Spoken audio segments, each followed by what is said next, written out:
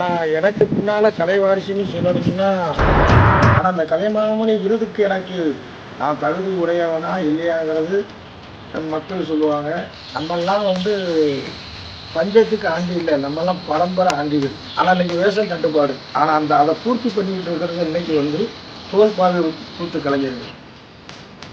அதாவது மறக்க முடியாத ஊருன்னா இந்த ஊருக்காரங்க அதை ஏற்படுத்தி கொடுக்கணும்னு ஊருக்காரங்களுக்கு நான் ரொம்ப தாழ்முறை எங்கள் கலைஞர்களுடைய சார்பாக நான் கேள்வி